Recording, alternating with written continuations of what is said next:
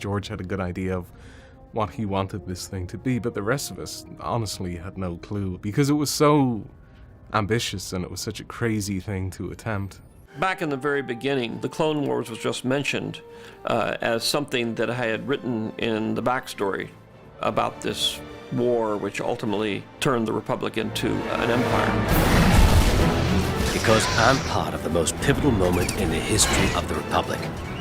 The crew, for some reason, we all just kind of gelled and we're working really well together in those episodes, and that's just continued. It is a feature quality mini movie that you get to see with every episode that comes out. The politics of this war are not as black and white as I once thought they were.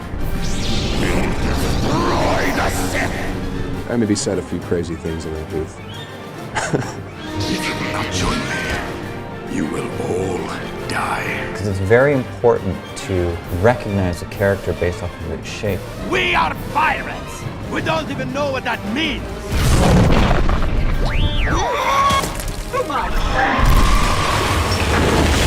In this war, a danger there is of losing who we are. If we can put these characters out there, right, if you see it, you can become it. That idea, that notion of inspiring people, I think is a very powerful thing. Ladies and gentlemen, I want to welcome you back to our 3-part exploration of Star Wars: The Clone Wars. This is part 2. If you haven't seen our previous video, The Legend of Star Wars: The Clone Wars, this is me telling you to go check it out and then come back here. We've already spent a lot of time deconstructing the origin of the show and the trials and tribulations of Lucasfilm Animation. If there's ever been an animated show with humble beginnings, then it most definitely was The Clone Wars. This video will be quite different. Instead of focusing on the woes of the show's early development, we're going to be looking at its turning point, where Lucas, Filoni, and the team of Lucasfilm Animation began to realize the potential of the series and deliver some of the most enriching animated storytelling ever produced. This is about the defining stretch of the show, seasons 2 through 5, what most people probably think of when they bring up the Clone Wars. As you can see from the length of this video, we've got quite a bit of ground to cover. There's a lot of characters, thematic ideas, and creative decisions I want to highlight, and doing so will take time. Nevertheless, the story goes on. This is the brilliance of Star Wars: The Clone Wars.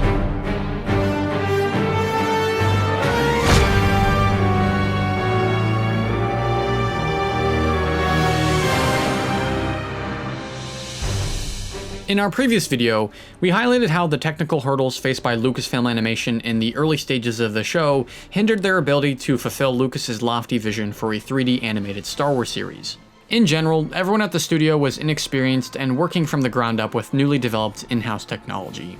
It was a very awkward time. In spite of this, Lucasfilm Animation was still ambitious and had the resolve to tell mostly meaningful episodic stories in spite of their technical limitations. Truthfully, their breakthrough was just around the corner, as soon as Season 2, in fact, and for multiple reasons. Not only was the synergy of the studio improving, but under the creative supervision of some key figures, the studio started skyrocketing through their technical limitations. One of those key figures was visual effects and CG supervisor Joel Aaron. I had the privilege of meeting Joel Aaron at Star Wars Celebration in 2011 when he was working on the show. I was only 12 years old at the time, but he changed the way I viewed photography forever. The man's a genius. But we didn't really talk about him at all in the last video, did we? Well, that's because Aaron was barely involved in Season 1. One of his first effects for the show was the rooster tails behind the snowspeeders in the Season 1 episode Trespass, a moment that, today, many at Lucasfilm Animation regard as a turning point for the studio's approach to visuals. Before coming onto the Clone Wars, Aaron had spent 17 odd years working for ILM with photorealistic animation.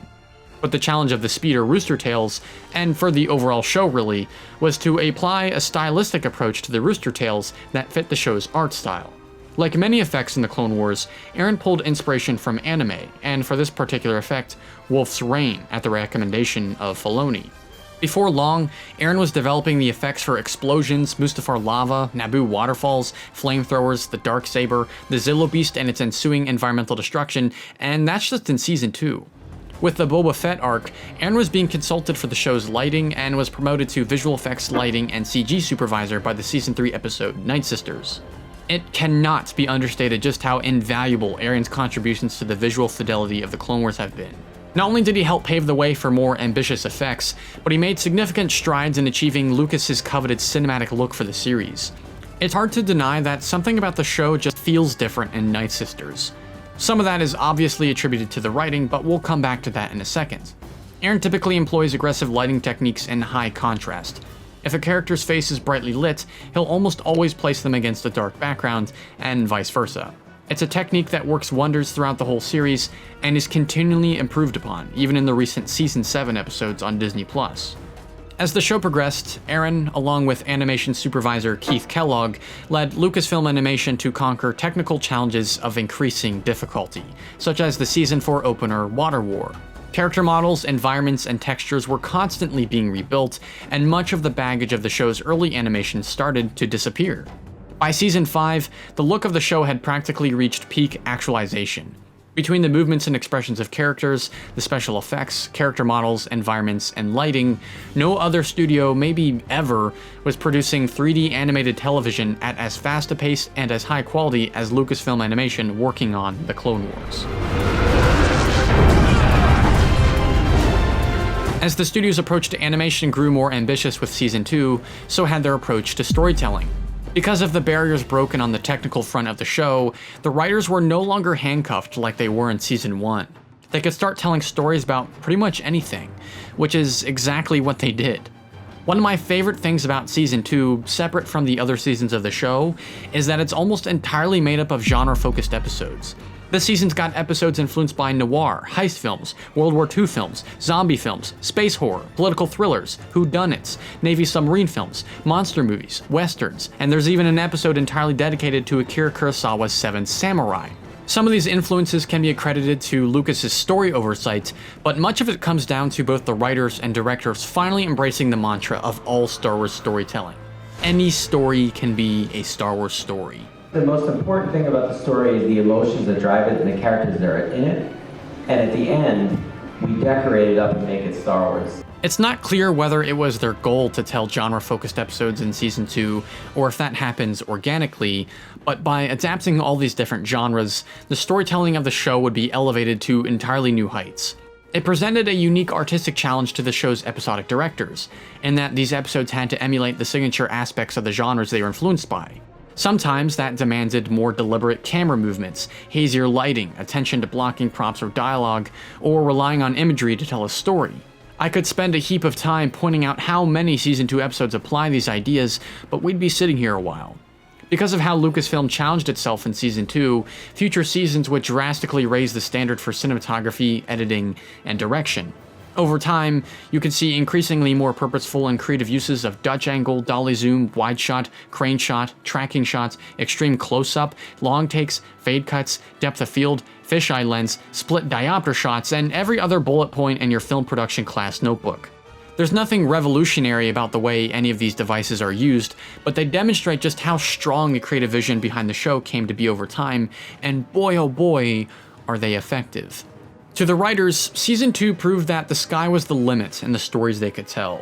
They made the ballsy decision of making the first half of Season 3 almost exclusively political episodes. They canonized witches in Star Wars and used them to resurrect Darth Maul. They made Cube into a Clone Wars episode, The Art of Mobius into a Clone Wars episode, and they crammed Gulliver's Travels and The Wizard of Oz together into a Clone Wars episode. They dedicated a whole arc to droid protagonists that communicate with nothing but beeping. They blew up, decapitated, tortured, and murdered a whole lot of fan-favorite characters. They went full fantasy and recreated the Star Wars mythology in one of the strangest Star Wars stories ever told, the Mortis arc. They even had an episode where R2-D2 and C-3PO went to buy fruit. It's the worst episode in the series, but gosh darn, the unprecedented boldness and fearlessness of these writers to tell an overwhelming amount of out-of-the-box stories over the duration of the Clone Wars is truly inspiring. When we had the very heavy political episodes, I'm like, you're dealing with Palpatine and his corruption on a level that, this is not the swashbuckling, exciting down trench run that we're normally used to seeing. This is, George having time to be incredibly immersive in the Star Wars universe and see smaller details that were normally left out. And yet, all the while, they never completely abandoned the show's spirit from Season 1, the focus on communicating thematic messages. But where much of Season 1 took an Aristotelian action idea approach to its storytelling, using the plot to reinforce themes to the characters, Lucas, Filoni, and their team of writers began to make a subtle shift towards letting their characters drive the conflict and themes through their actions. In spite of the anthology nature of the show, The Clone Wars has perhaps the most character-driven storytelling in all of Star Wars. Not to say the saga isn't character-driven, not at all, but so much time is dedicated here to letting characters steer the wheel of the galaxy in whatever direction they please. That in spite of Palpatine's omnipotence during the Clone Wars, so much happens that's totally beyond his control. That's what makes the Clone Wars so interesting. This isn't the battle of good and evil that we saw in the original trilogy, nor the victory of evil from the prequels. This is the blurring of good and evil. A time when heroes become villains, and villains become heroes. A time when nations and religions are exposed for the gilded societies they are. A time when Palpatine actually didn't do anything wrong. It's anti-Star Wars, and all the more compelling for that reason. And that's why, for the remainder of this video, to properly illustrate the genius of the storytelling, we're going to be focusing on the key characters and themes of the show. By seeing how characters like Asajj Ventress, Ahsoka Tano, Domino Squad, and Maul develop over the course of the show, we'll come to realize how Lucas and Filoni draw greater truths from the mythology Star Wars was inspired by than arguably ever before. With all that being said, let's start off by talking about Captain Rex and the Clone Army.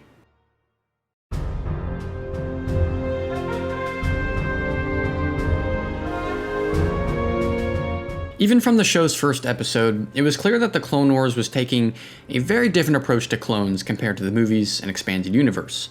These weren't efficient, battle-hardened soldiers so much as they were flawed individuals bound by duty and a sense of brotherhood. It's what sets them apart from their unthinking, lifeless foes, the droid army, a thesis echoed in several of the show's clone characters, and especially in the central clone protagonist, Captain Rex.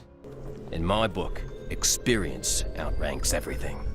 In trying to find the specific voice for each clone on the show, D. Bradley Baker uses a word or phrase to help him distinguish between the personality of each clone character.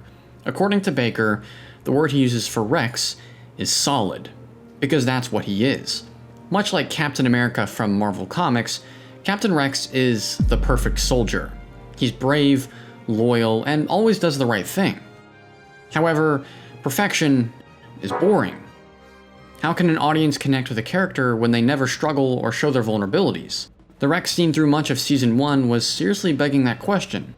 So, to change that, writers Carl Ellsworth and Drew Z. Greenberg put Rex in a difficult situation in the Season 2 episode, The Deserter, where the perfect version of Rex we've come to know over the last season is literally shot in the chest.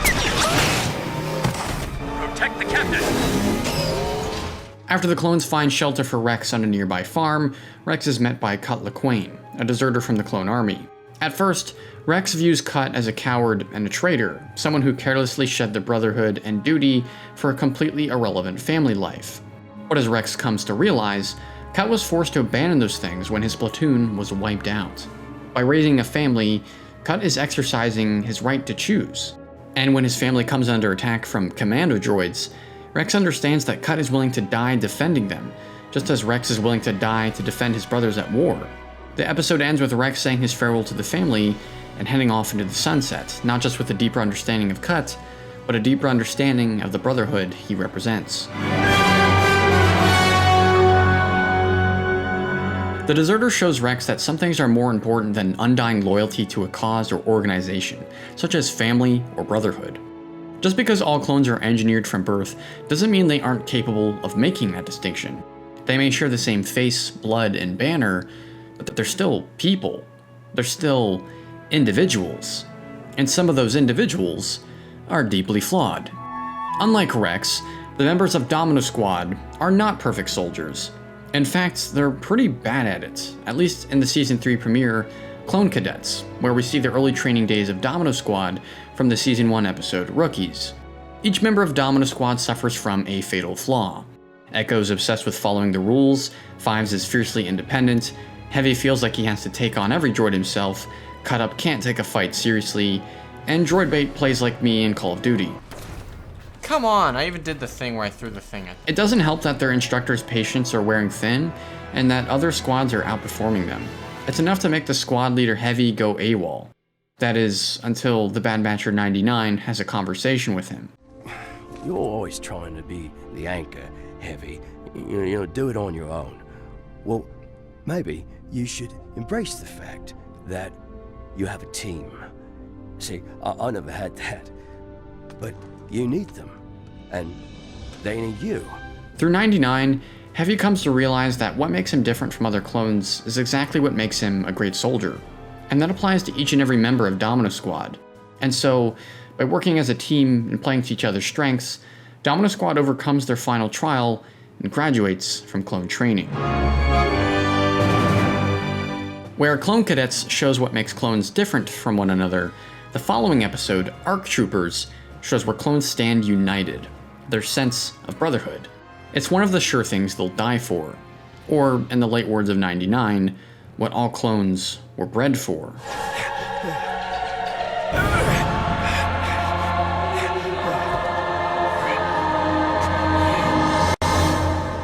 For having such short screen time, 99 is arguably the most impactful guest character in the entire series.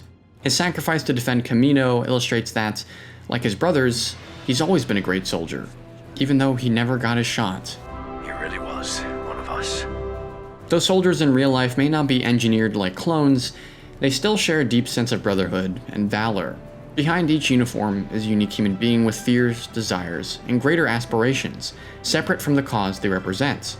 What works so well about the portrayal of clones in the Clone Wars is how it represents this reality. Not by glorifying uniformity and blind obedience to the clone army, but by embracing their independence and ability to think at every opportunity possible. However, the truth is that many wars are not all that popular, nor has every soldier returned from battle proud of the cause they've served, a sentiment that becomes increasingly apparent in the perpetual war of the Middle East. That brings us to one of the best arcs in the Clone Wars, the Umbara arc.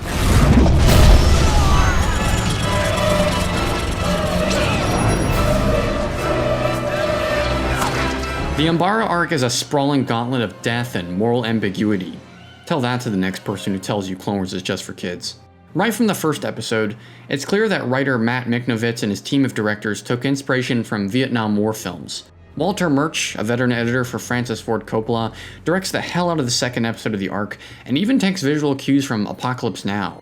The constant fog of Umbara establishes an atmosphere of confusion and uncertainty, visually adding tension to both the fight against the Umbarans and the countless difficult decisions the clones in these episodes must make. These episodes make a point of showing almost each and every clone death. Almost nothing is left off screen. By the end of the arc, you truly grapple with all the lives that were lost, and half the reason you do is because of the main clone cast. Under the reckless and divisive leadership of Jedi General Pong Krell, the clones of the 501st are driven to their breaking point. Krell's leadership forces the clones to reflect on their loyalty to the Republic and their brotherhood, and in some cases, to choose between them. How each clone reacts to Krell's orders is highly informative about who each clone is. Dogma is determined to follow orders, Kix is committed to saving lives, Fives and Jesse want to think smarter, not harder, and Hardcase just wants a good fight. Rex sits somewhere in the middle of all these things. He's sworn to follow orders, but not if it puts too many of his men in danger. He wants to save his troops, but not at the cost of victory. And he's willing to think outside the box, but not if it puts him at odds with Krell. Forget it. We have to leave them. We can't just leave them, sir. You don't have a choice. That's an order. You sound like General Krell. It's an uncomfortable situation for Rex. It doesn't help that almost all the clones look to him for answers that Rex doesn't quite know himself. At least, not until Rex reaches a breaking point of his own. In the show-stopping final episode, Carnage of Krell, Krell orders the 501st to attack a platoon of Umbaran soldiers disguised in clone armor. But as Rex comes to realize, the Umbarans are actually clones. The shock and horror felt by Rex and the other clones is doubled after seeing their reluctance to execute Fives and Jesse a couple scenes prior. To the clones, brotherhood is everything, but that's exactly what they've just been manipulated into forsaking. And worst of all, it cost the life of Waxer, one of the most benevolent clone characters on the whole show. We thought they were wearing armor, but it was you. And that's the moment Rex's view of the war fundamentally changes.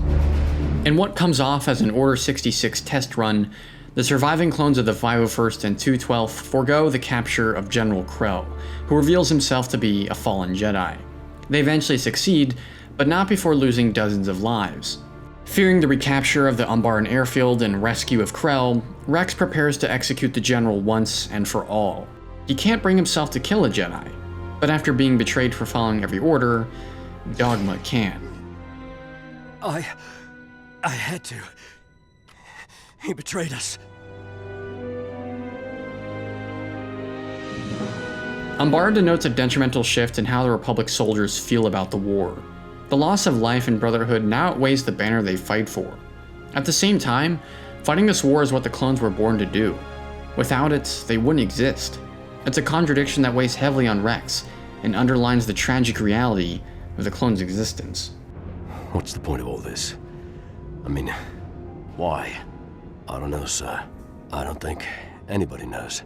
But I do know that someday this war is gonna end. Then what? We're soldiers. What happens to us then?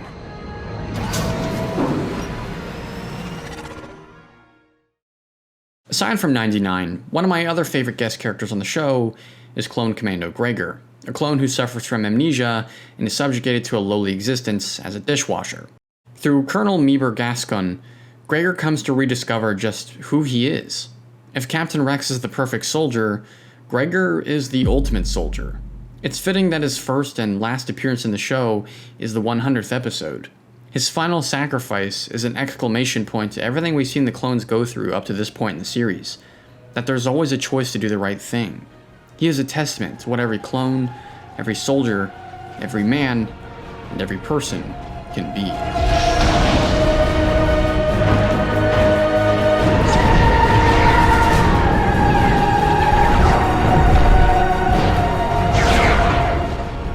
You will be remembered, Captain Gregor. We will take your heroic story back to the Republic, and we will watch for your return.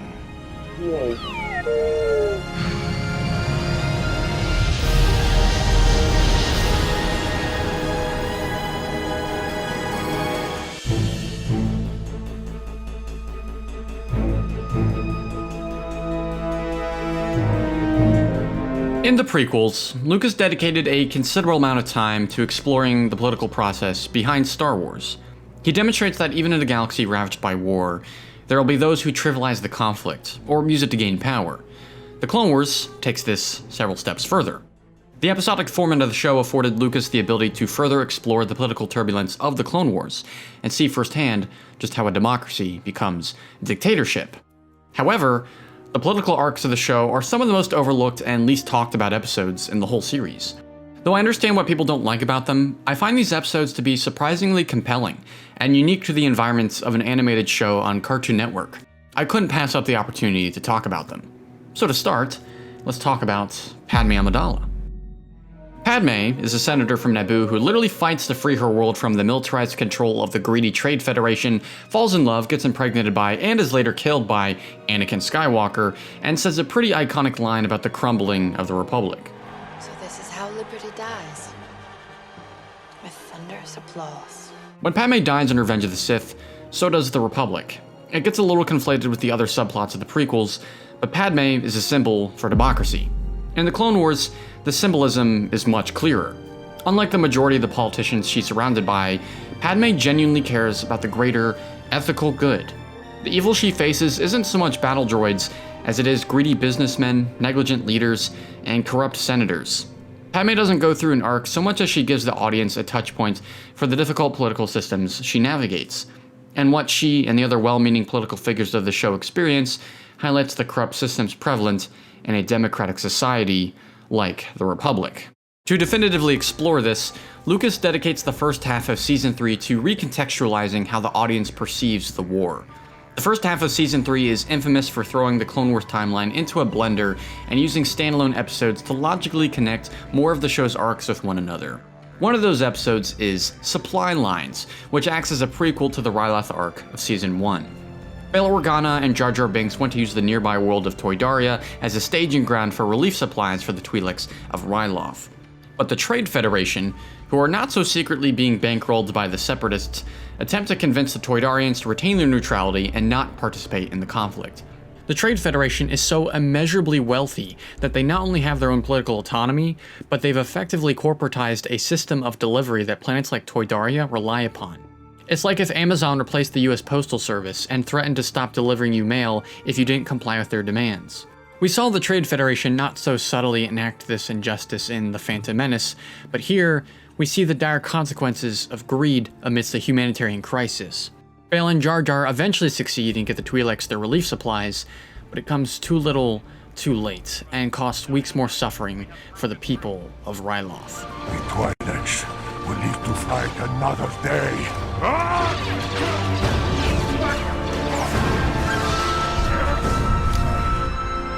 The supplies have arrived at the drop point.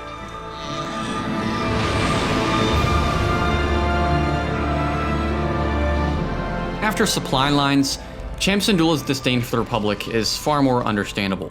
The representation allotted to the Trade Federation illustrates just one of the many ways the Republic is corrupt.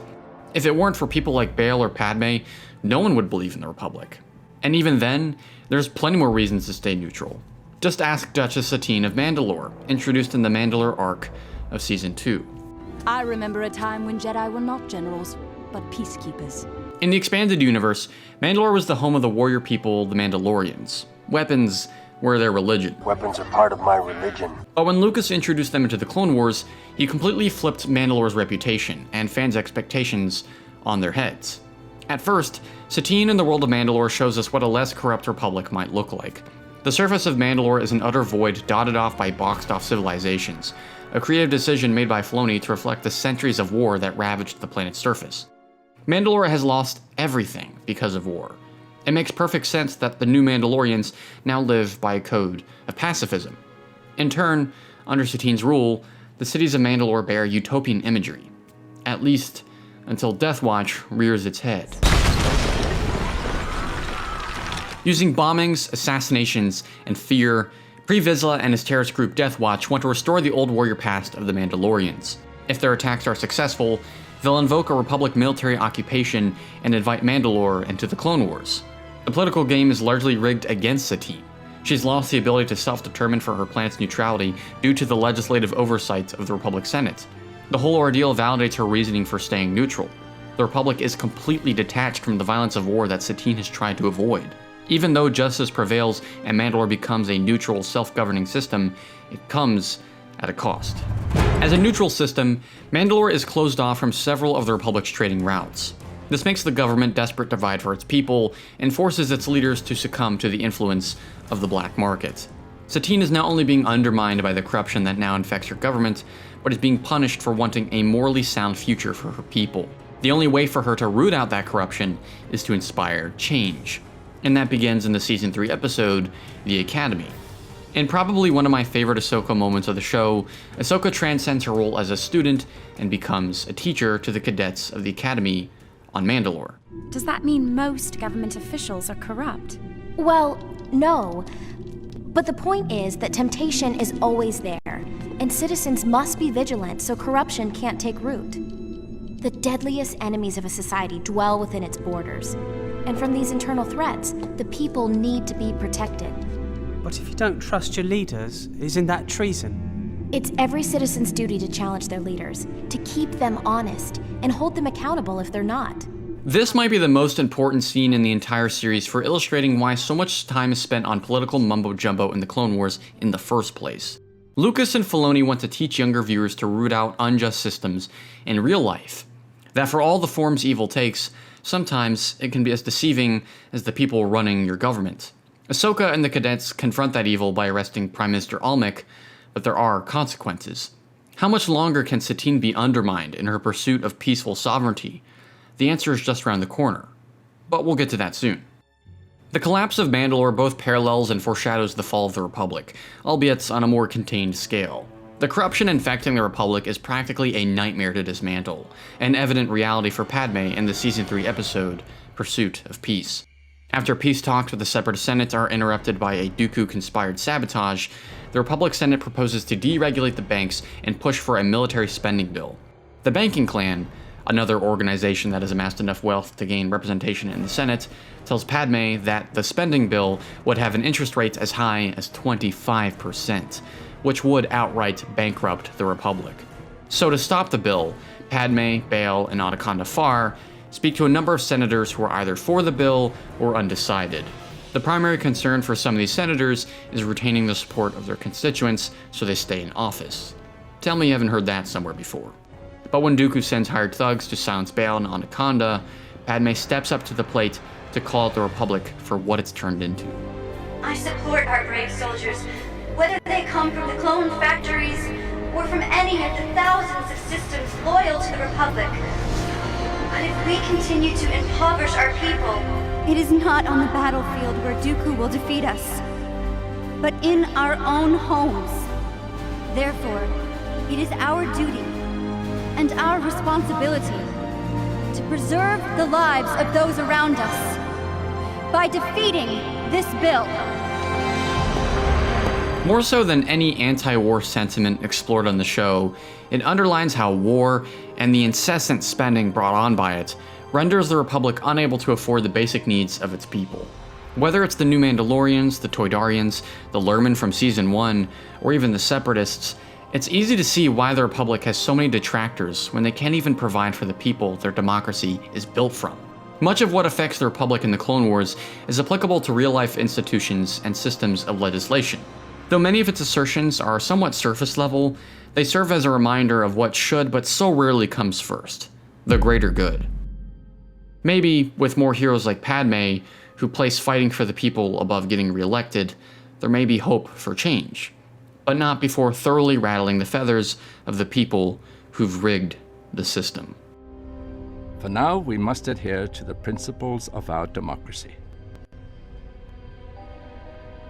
We must let the wheels of the Senate turn.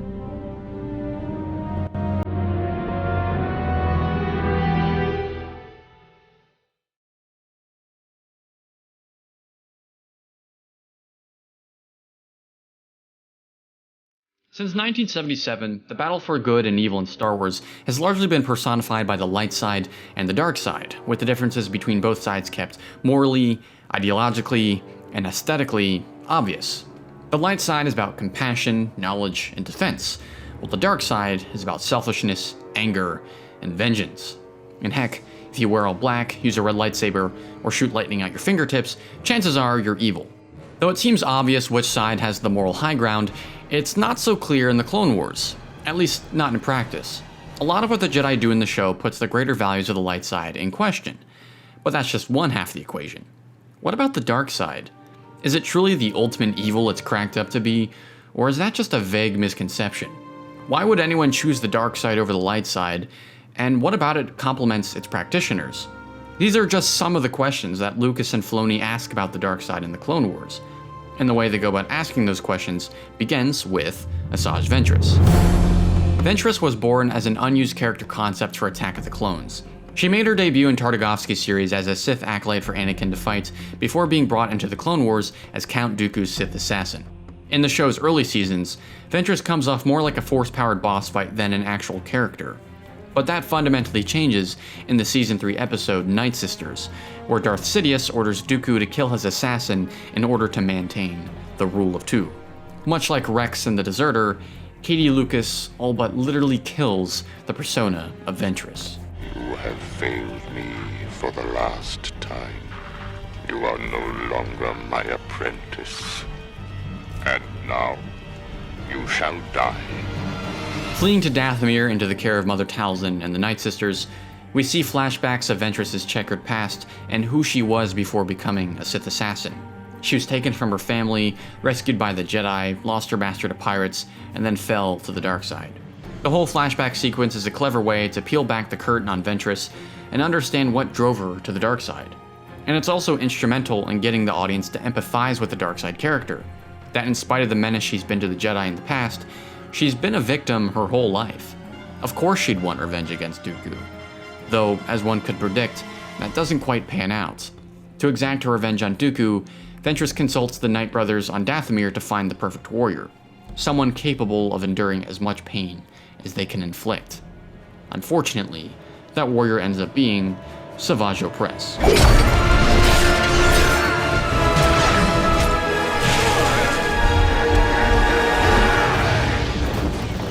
In the span of just a few days, Savage goes from a humdrum but meaningful life in the Night Brother clan with his brother Farrell to being taken by the Night Sisters, warped into a dark side assassin, and betrayed by Ventress. Without realizing it, Ventress has unwittingly robbed Savage of his innocence and turned him into a tool of the dark side, just like what was done to her so many years ago. Like Ventress, Savage is also a victim. When you see him get knocked down again and again by Force Lightning in the fight with Dooku and Ventress, you can't help but feel bad for him and recognize how he's way in over his head.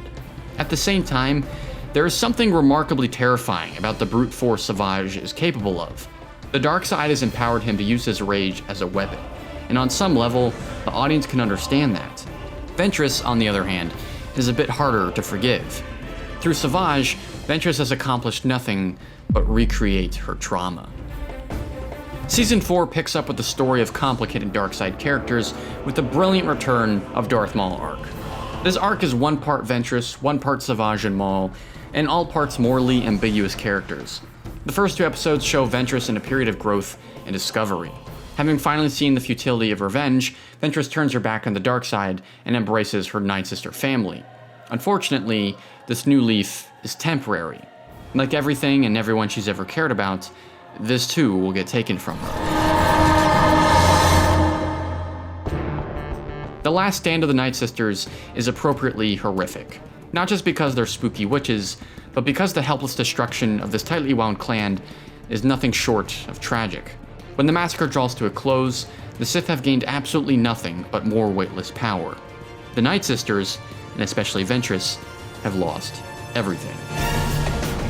With nowhere to go and no one to pay allegiance to, Ventress finds herself on Tatooine and is quickly scooped up in a job to help protect precious train cargo from the underground ninja people, the Cage.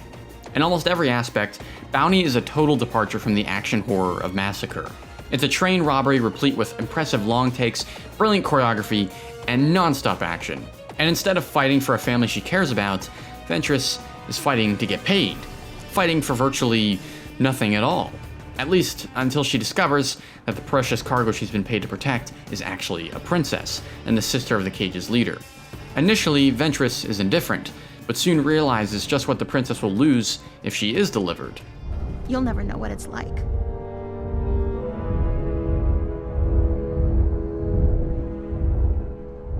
I wish I didn't, but I do.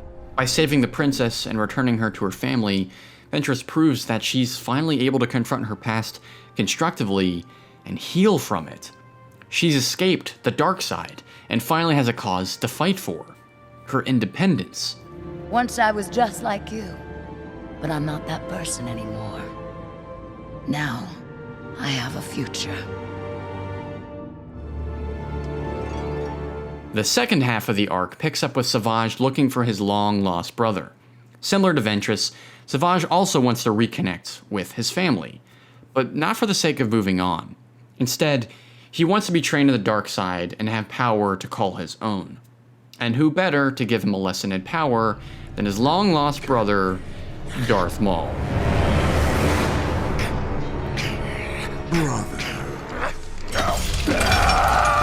Though bringing Maul back to life was inevitable in Star Wars, it was still incredibly risky. How do you justify resurrecting the poster menace from Episode 1 without it coming across as fan service? Well, like many other characters in the Clone Wars, the answer was to tell a more interesting story.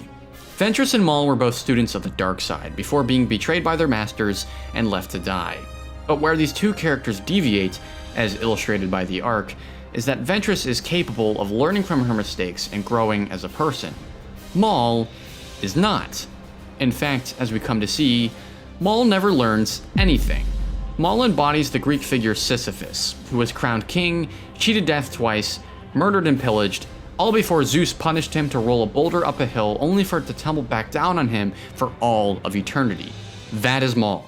And like Sisyphus, Maul doesn't change, he doesn't grow, and he never moves on. Because if he ever took responsibility for his actions, he would see how the circumstances that befall him again and again are his fault. Instead, Maul is left encircling the cycle of victimization forever and ever. Which is exactly why there's only one thought that's given Maul clarity in his decade of suffering. Revenge. I must have revenge. What's even more tragic about Maul is that he has reasons to move on. He has a brother and a second chance at life, but he's only interested in using both of those things to exact his vengeance. Much like Adam Sandler's character from Uncut Gems, the audience can't help but look away from Maul. There's something surprisingly endearing about a character who never learns. But eventually, his bad decision-making will catch up with him. And that's exactly what happens in the Maul arc of Season 5. Maul and Savage are terrorizing the galaxy, targeting bases of power to build an army against the Jedi. When they attack Hondo's base on Florum, Obi-Wan arrives to settle the score. Unlike Maul, Obi-Wan is someone who learns from their mistakes. Someone who may take the death of their master, or even the death of their ally, as a lesson to dismantle evil. That's why Maul will never break Obi-Wan. They're perfect foils for one another, one character who learns, and another who doesn't. But because Maul never learns, he's not going to give up his revenge so easily. In the sweetest crossover in Star Wars history, Maul and Savage team up with Death Watch to build an underworld army and take over Mandalore. Together, they successfully undermine Satine's rule and seize the throne. Pre Vizsla has finally conquered Mandalore. But the victory will soon be meaningless. Maul must have his revenge. So, he challenges Vizsla to a duel for the throne. The ensuing battle is brutal, and both these characters are equally matched. The audience doesn't know either of their fates, but they're about to witness one of them in devastating fashion. Like you said, only the strongest shall rule.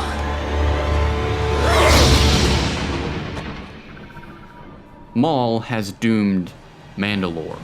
This once utopian society is now the hotbed of a civil war. It tears Mandalore to shreds. Satine was right all along. Violence has corrupted Mandalore. Her only hope is Obi-Wan Kenobi. And like a knight in shining armor, Obi-Wan arrives on Mandalore to save Satine. But like all joy in the Clone Wars, the reunion is fleeting. Maul enacts his worst vengeance on Obi-Wan Kenobi, destroying the only love he's ever had. I've loved you always. I always will.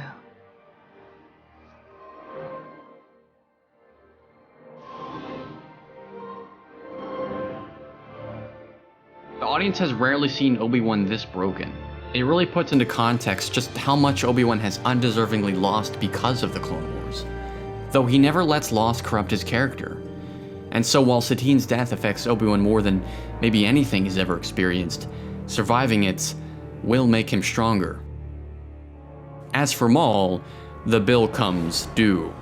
After several episodes of watching this hard-edged villain scheme, murder, and manipulate, Maul is undone by the very thing that drives him. Not anger, and not revenge, but fear. Master. In the glorious final act of the Maul Mandalore arc, Zeus comes down from the heavens to curse Sisyphus for all of eternity. In this moment, Maul is driven only by the primal feeling of fear, the same feeling that kept him alive for a decade. Even in Savage's dying breath, we see what has really driven his quest for power, the fear of being inadequate. All the galaxy-spanning destruction and chaos ever wrought by the dark side boils down to a very human, deceptively powerful emotion. Fear is the path to the dark side. The Maul Mandalore arc largely plays out like a Greek tragedy. There's romance, betrayal, a lot of death, and several thematic messages. The most important one is illustrated in the duel between Sidious and Maul, where the mural of the Mandalorians fighting Jedi sits behind them. Those that don't learn from history are doomed to repeat it. Too hung up on the warrior past of Mandalore, Vizsla dies for the very thing he wanted to restore.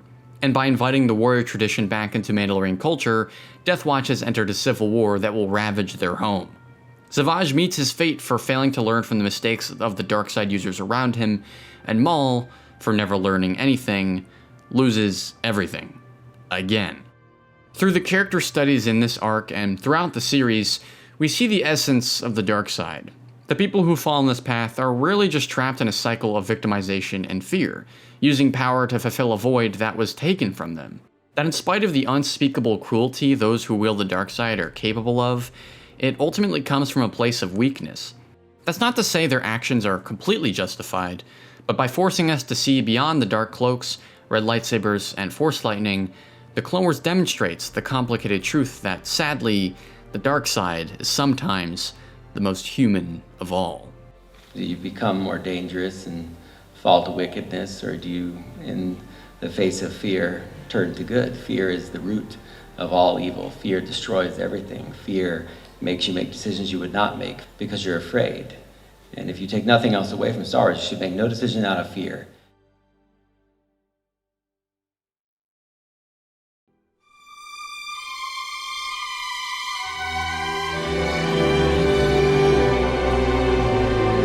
For over 1,000 generations, the Jedi were the guardians of peace and justice in the Old Republic. That's what Ben Kenobi told us in the original Star Wars, anyway. For decades, Star Wars fans speculated on how exactly their fall went down, how thousands of Jedi were reduced to single digits with the birth of the Empire.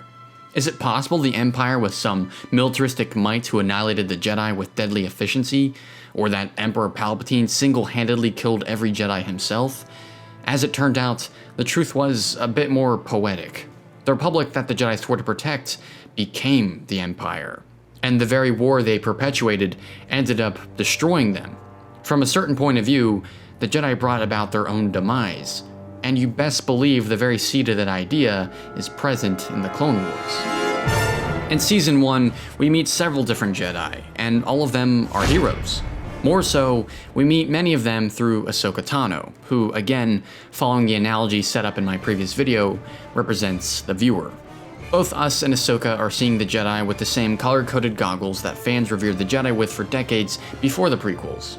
They are the defenders of peace and justice in the Old Republic. But what if that began to change? And what if, as the show progresses, we see the Jedi less and less as heroes and begin to understand them as emotionally detached, hypocritical authoritarians? For this grand shift in perspective to take place, it has to first be personal. Because we'll see it through the eyes of Ahsoka, we'll see it most evidently in Anakin Skywalker. Albert Hitchcock once said, if a bomb is ticking from underneath a table where two characters are talking, and then suddenly the bomb explodes, the viewer will only be momentarily surprised because there was no indication anything out of the ordinary would happen. However, if the audience sees the bomb under the table before the characters do, it'll be far more captivating to the audience and produce nail-biting suspense. Suddenly, the audience will be participating in the scene, wondering if the characters will ever find out about the bomb or what will happen when it goes off. Now, what if we apply this analogy to Anakin? In Revenge of the Sith, Anakin turns to the dark side and becomes Darth Vader. That is a bomb under the table. Furthermore, the audience is aware of that bomb because of the original trilogy. Now, Lucas does use this fact to produce suspense in Anakin's fall, but there's only so much he can do in just a few movies while simultaneously depicting a major event such as the fall of the Republic. The Clone Wars, however, lacks these limitations. With more time to develop all of the subplots from the films, Anakin's fall is given far more attention. As one could predict, the show is filled with moments that show Anakin's growing tendency for the dark side. His torture of Poggle the Lesser and Brain Invaders, his fondness for the dogmatic military strategy of Tarkin in Counterattack, or his jealousy towards Rush Clovis in Senate Spy. These are all moments of foreshadowing that increase in frequency as the show advances towards Episode 3, and none of them are surprising. But what is surprising is that the show doesn't spend nearly as much time showing Anakin's darkness as it does showing his goodness, his redeeming qualities, his relatable qualities, the things that make him human, the things that make him a hero. Those qualities are written all over the early seasons of the show, whether it's in his bravery against overwhelming odds, resilience to pain, leadership of his troops, or his mentorship of Ahsoka. Whereas attachment to others is usually portrayed as a weakness in the films, The Clone Wars offers a compelling argument for why it's a strength.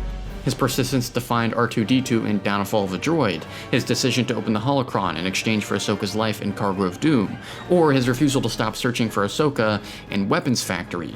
All of these instances prove that attachment is not necessarily a weakness as the Jedi Council frequently touts.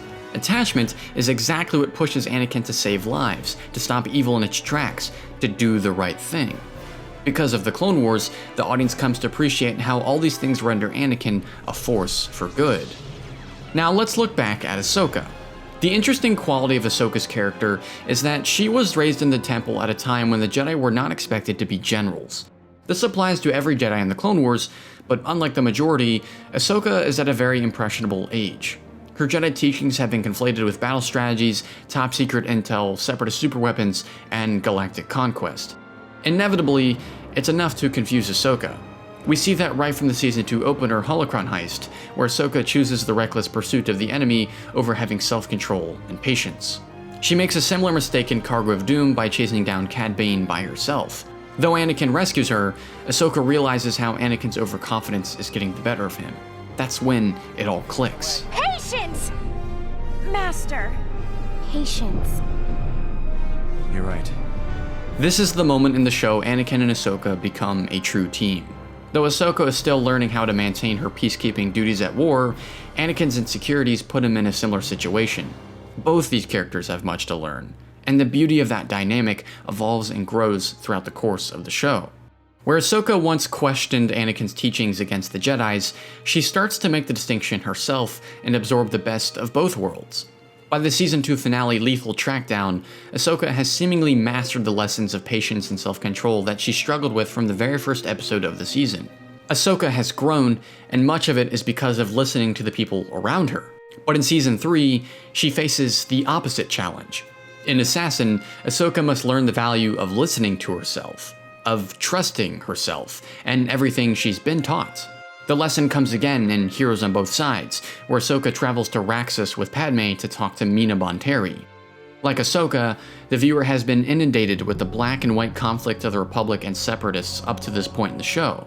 But unlike an Assassin, not everything we in Ahsoka have been taught is necessarily true.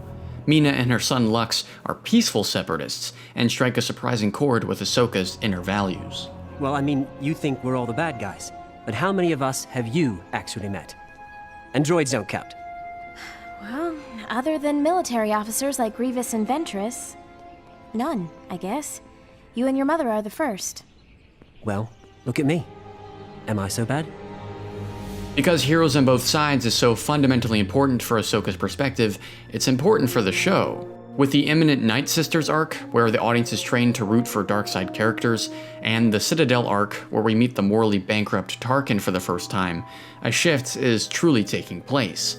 The battle between good and evil has been more blurred than ever.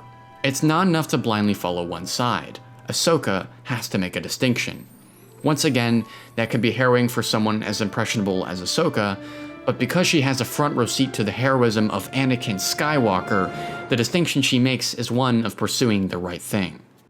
What is Ahsoka's strength? She is fearless. That can also be a weakness. Is she a worthy apprentice?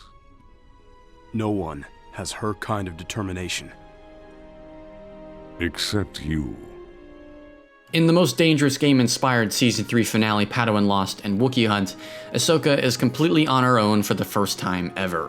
Stranded and hunted on a remote world with other Padawans, Ahsoka must reflect on her teachings to not only survive, but to inspire her peers out of fear. On any other show, Ahsoka would never waver in her bravery against the Hunters. But here, Filoni gives Ahsoka plenty of reasons to be afraid and question her teachings. The moment of Khalifa's death as the Hunters vow to kill Ahsoka demonstrates that she is very afraid. But what makes her strong, what makes her a powerful character, is that she never chooses to act out of fear. Like Marvel's Daredevil, Ahsoka is the Jedi without fear. Anakin, on the other hand, who has always been fueled by the fear of loss, reunites with Ahsoka with a beautiful new perspective. When I was out there, alone, all I had was your training and the lessons you taught me. And because of you, I did survive. And not only that, I was able to lead others to survive as well. I don't know what to say. I do. Thank you, Master. You're welcome, my Padawan. As our two troubled protagonists walk off the scene, Filoni cuts to Yoda, the Jedi who brought these two characters together. He smiles to himself, realizing that, through Ahsoka, Anakin is finally learning to confront his fear of loss. everything he hoped for may come to pass. Season 4 and 5 see Anakin and Ahsoka dotting in and out of each other's lives, as both are suspended on personal journeys of their own. Ahsoka is no longer absorbing the lessons of the Jedi as she once did, so much as she is being bestowed with increasingly great responsibilities. The protection of future Mon Cala King Lee Char falls on her shoulders and prisoners, as does protecting Separatist traitor Lux from Death Watch in A Friend in Need. The Onderon arc gives Ahsoka the insurmountable task of keeping a rebellion from crumbling apart under the escalating oppression of the Separatists, while a pirate raid on her ship of youngling Jedi leaves Ahsoka stranded on Florm amidst a Separatist counterattack. All of these experiences come to reinforce Ahsoka's values, test her wisdom, and inform her identity, for better or worse. Filoni deliberately commands maturity from Ahsoka that's beyond her years, placing her in situations unfair for any 16-year-old. Ahsoka is more than capable, but she's not invincible, and the state of abandonment she's greeted by time and time again denotes the negligence of her Jedi superiors. If it wasn't for her resilience, her fearlessness, and her commitment to do the right thing, so much more would be lost. But where are those values on behalf of the emotionally detached Jedi who perpetuate the war? Anakin follows a similarly perplexing journey, except his journey is more of a descent. In Slaves of the Republic, Anakin comes face to face with his past once more, but now with the resolve to confront it.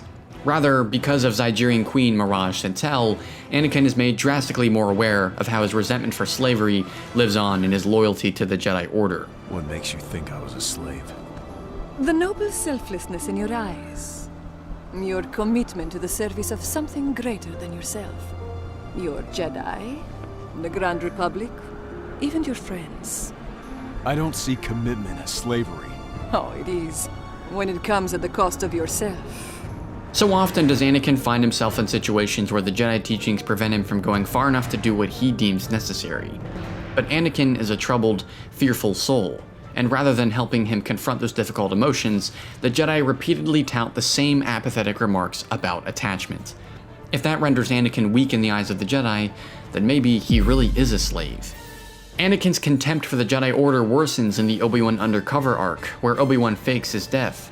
The loss leads Anakin into thinking that he was, once again, not powerful enough to save someone he loved, which only validates his fear. But when he learns this was a poorly planned swindle by the Jedi Council, Anakin is anything but understanding. You lied to me. How many other lies have I been told by the Council?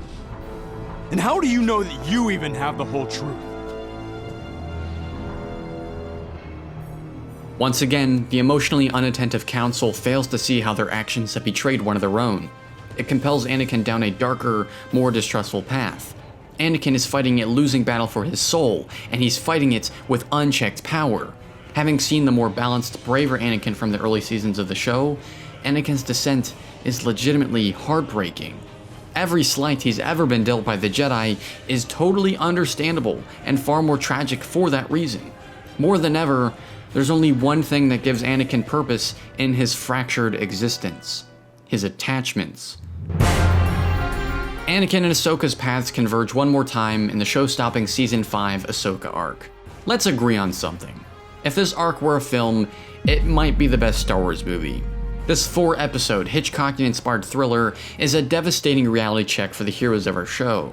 These episodes contain some of the most masterfully directed sequences in the series, some of the most strikingly meaningful imagery in Star Wars, and career-best performances from Matt Lanter and Ashley Eckstein. Kevin Kiner deploys a full orchestra to elevate the arc to cinematic heights, while Dave Filoni, Brian Callen O'Connell, Danny Keller, Kyle Dunleavy, and crime writer Charles Murray conceive one of the most ingenious deconstructions of Star Wars to date. After word escapes that a Jedi bombed the temple, the public definitively turns on the supposed peacekeeping Jedi. Initially inconsequential, this bombing is the first hint of the Jedi's self-destructive battle against the Separatists. Yoda's eulogy in the second episode further foreshadows this, a fate that awaits all Jedi. The loss weighs heavily on the idealistic Ahsoka, who meets with the supposed culprit of the bombing at the Republic military prison. Orwellian imagery has always been present in Star Wars, particularly with the Empire. But for the first time in the Clone Wars, that imagery is paired alongside the Republic. The high walls, the towering clone statues, the bright all-seeing spotlights, it's all there. Like Ahsoka, we're seeing the harsh reality of what the Republic is turning into. A cold, emotionally distant police force, more interested in pursuing order rather than justice. When Ahsoka is framed for killing the bomber, that order comes down upon her with malevolent force. Ahsoka on the run is yet another hint of the things to come, Order 66 and the Jedi Purge. For the audience, our only hope is for Anakin to cut through the cold military forces to his dear apprentice. Their sewer conversation is a callback to the 1993 film The Fugitive, and a chilling affirmation that Ahsoka must pursue her innocence.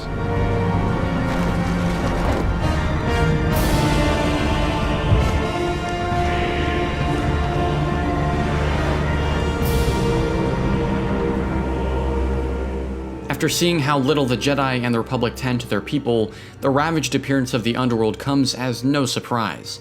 The same goes for Ventress, who has almost lost everything that's given her meaning because of the Separatists. Both her and Ahsoka have been churned out by organizations devoid of humanity. This comes full circle when Ahsoka is brought before the Jedi and then promptly expelled from the Order, even though no one on the Council seems completely convinced. In his swift outrage, Anakin finds out that Barriss Offee, Ahsoka's supposed friend, was the one who framed her and bombed the temple.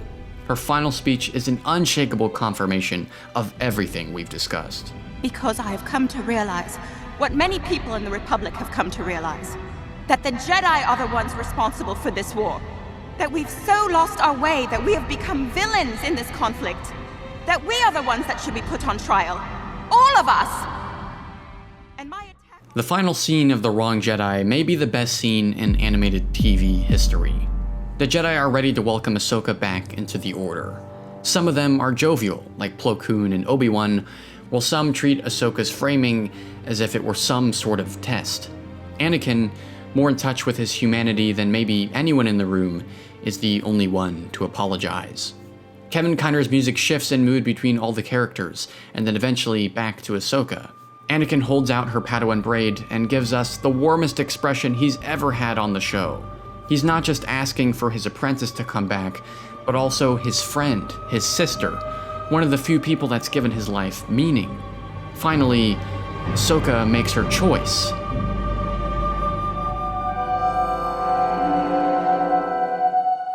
And it breaks all of our hearts. This decision shocked everyone back in 2013, but in retrospect, it makes complete sense. How many times have the Jedi indirectly abandoned Ahsoka, robbed her of her childhood, or been negligent to her? Unfortunately, it was the right choice. As she exits, Filoni once again cuts to Yoda. Where he once saw hope for Anakin and Ahsoka's apprenticeship, the deep sadness in his frown suggests that all has been lost. A crane shot falls on Ahsoka as she exits the Jedi Temple, gliding through the temple pillars.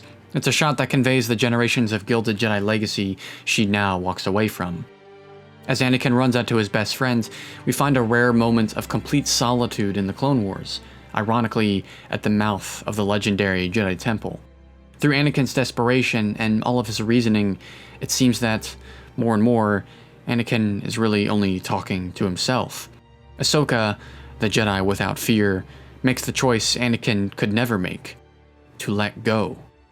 As a final reminder of everything these characters are and everything they've learned from each other, Filoni concludes their dialogue with this poignant moment. More than you realize, I understand wanting to walk away from the Order. I know. With that, Anakin and Ahsoka's paths diverge, and my heart gets broken in two. We know what lies ahead for Anakin, the pain and confusion that will haunt him forever. But for Ahsoka, as well as the viewer, a different type of journey lies in wait. A horizon of new possibilities, and a chance for Ahsoka to carve her name in the stars. At least until March 11th, 2013, a day that, for many Clone Wars fans, will long live in infamy.